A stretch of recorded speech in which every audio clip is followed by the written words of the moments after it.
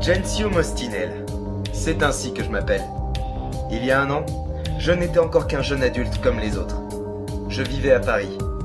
J'ai grandi dans un monde en guerre, des guerres officielles comme civiles. Tout a commencé avec la révolte des pays du tiers-monde. Les pays développés ont dû faire face à tant de conflits extérieurs que les problèmes internes ont été délaissés et le chaos s'est installé peu à peu. Tout est arrivé en même temps et des émeutes ont éclaté un peu partout. Les premières se sont propagées comme un virus, atteignant une ville, puis une région, un pays et au final, c'est le monde entier qui a implosé. C'est quelques années avant le cataclysme que mes parents furent assassinés par des pilleurs. Et il en fut de même pour moi, il y a tout juste un an. Enfin, c'est ce que je croyais. Une société inconnue du nom d'Insusenko a retrouvé mon corps et m'a ressuscité, afin de me transformer en interprète. Une arme humaine pouvant modifier l'espace et le temps de son environnement à sa guise. Pendant mon coma, les guerres se sont amplifiées et des armes nucléaires ont été envoyées sur New York. L'impact fut si titanesque qu'il entraîna une réaction en chaîne, détruisant le monde et modifiant toute sa structure continentale. L'humanité, de nos jours, est détruite et lutte pour sa survie en faisant face à un monde devenu hostile. Mais elle doit de nouveau entrer en guerre. Une guerre contre les Maras, des créatures cauchemardesques étant apparues après le cataclysme et dont l'unique but est d'achever l'humanité. Ainsi, l'humanité n'a plus qu'un seul objectif. Se battre pour sa survie et pour la protection de son nouveau monde. Le monde de Reva.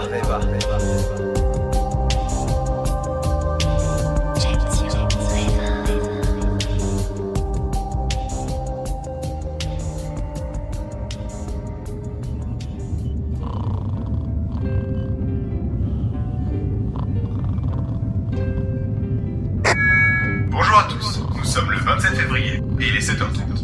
Le Fenrir n'a rencontré aucune anomalie et nous arriverons aux frontières de Beols demain dans la matinée. À propos, Mostinel, Yorkta et Brantford, vous êtes convoqués au poste de commande. Fin de transmission. Oh, mais ta gueule! Même après mon entraînement, on trouve le moyen de me faire chier aux aurores! Je me levai de mon lit avec difficulté, les yeux encore endoloris par le sommeil. Je me trouvais dans une chambre d'officier sur le Fenrir, qui m'avait été attitrée, juste à côté de celle de Dan. Elle était petite, mais largement plus confortable que ce que j'avais connu il y a un an. C'est pas vrai, t'es encore couché? Navré, mais j'ai pas autant l'habitude que vous du réveil militaire et collectif. Malgré le fait que la voix d'Alexander soit très douce, hein, à bon entendeur. Allez, bouge-toi un peu! Voyez-vous, Brantford, quand je vivais dans un immeuble désaffecté il y a 2 ans, j'avais recueilli une chienne errante que j'avais prénommée Marie-Antoinette. Gensio... Au petit matin, elle venait me lécher le visage et son haleine fétide me rendormait aussi sec. Je ne vois pas le rapport avec... Eh bien, son souvenir au petit matin m'est plus agréable que votre ville et sévère faciès. Tu as 2 secondes. Doucement, j'arrive. J'enfilai mes vêtements et m'élançai en compagnie de Brantford dans le couloir des dortoirs. Le Fenrir était un bâtiment capable d'accueillir 800 hommes et faisait 350 mètres de long. Il se composait de 5 parties. Les salles des machines au niveau le plus bas, les quartiers d'équipage juste au-dessus et le hangar situé un peu plus en avant, avec les postes de commandement et le pont. Bon Dieu, Gensio, tu es l'unique interprète de l'équipage, et tu te pavanes avec ton air ahuri. Dois-je te rappeler que nous sommes en mission? Mais oui, Brantford, lâchez-moi un peu et déstressez. J'ai bien compris que cette mission avait son importance. Même si en 2 jours de voyage, on nous a pas encore briefé. Et justement, je m'ennuie. Le Fenrir est quelque chose que j'aurais pu imaginer dans mes rêves les plus fous. Je n'ai qu'une envie, c'est de l'explorer. Mais dès que je m'éloigne des quartiers d'équipage, on me vire en m'expliquant que je n'ai rien à faire ici. Tu n'es pas un membre d'équipage, mais un soldat dans une unité. Un passager, si tu préfères. Normal que les machinistes ne veulent pas t'avoir dans leurs pattes. Bla bla bla. Je regardais à travers les hublots du couloir. Je ne pouvais voir que cette masse de nuages dans laquelle nous étions depuis 2 jours. C'est comme cette purée de pois. Si encore j'avais le loisir d'admirer le paysage. Mais puisque nous refusons d'en sortir, par conséquent le pont est fermé. Tu sais très bien que nous profitons des mers de nuages pour éviter d'être repérés par les Maras. Ces créatures terrorisent l'humanité, mais pour le repérage aérien, ils sont encore à regarder bêtement le ciel. T'as fini de te comporter comme un gamin? Mais j'en peux plus, moi, d'attendre. Oh, je te jure, qu'est-ce que je vais faire de toi, Gensio? Bon, tu sais quoi, j'avais pas l'intention d'en parler, mais on arrive bientôt à la fin de cette mer de nuages. Que dirais-tu d'aller sur le pont avec moi avant d'aller rejoindre Alexander? J'en prends la responsabilité. Vous feriez ça? Puisque je te le dis. Merci, Brantford. Mais alors, pas de temps à perdre. Venez! Gensio, mais attends!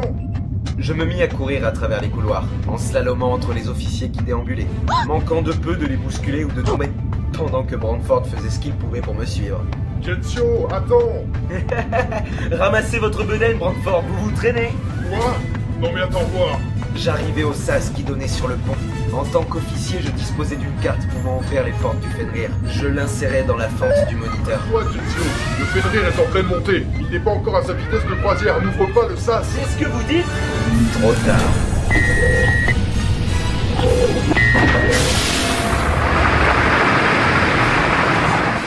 Derrière moi s'était ouvert le sas, et une rafale vint balayer le couloir, renversant les hommes s'y trouvant. Brandford m'avait rejoint et me prit la main. Tu veux bien arrêter d'être idiot 5 minutes? Venez, on s'approche du bord. Mais... Oh! Le pont n'était qu'une plateforme entourée de barrières de sécurité pour pouvoir se tenir. Mais il avait l'avantage d'être sur le nez du Fenrir. Ce dernier continuait de monter, et déjà je pouvais apercevoir les lueurs du soleil à travers ces nuages devenus dorés. Vite, Brandford, on va rater le spectacle. Je traînais Brandford avec ma main pendant que l'autre avançait peu à peu sur les barres de sécurité. Le vent était de plus en plus fort et j'avais l'impression que le Fenrir montait en piqué. Nous allons arriver à la surface de la mer de nuages. Le vaisseau va se replacer à la verticale. Ça va nous éjecter. Reviens à l'intérieur. Mais non, on est arrivé au bord. On est pile à l'heure. Accrochez-vous bien, Brandford.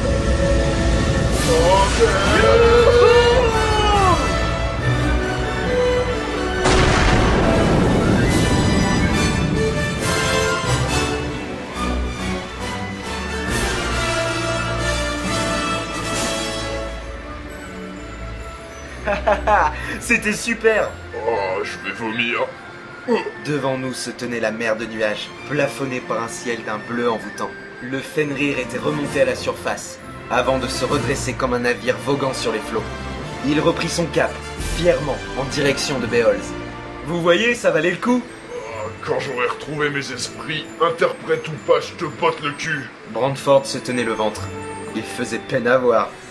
Mais il faut avouer que depuis qu'il m'avait réveillé, je lui en avais fait voir des vertes et des pas mûres. J'aurais peut-être dû le ménager un peu.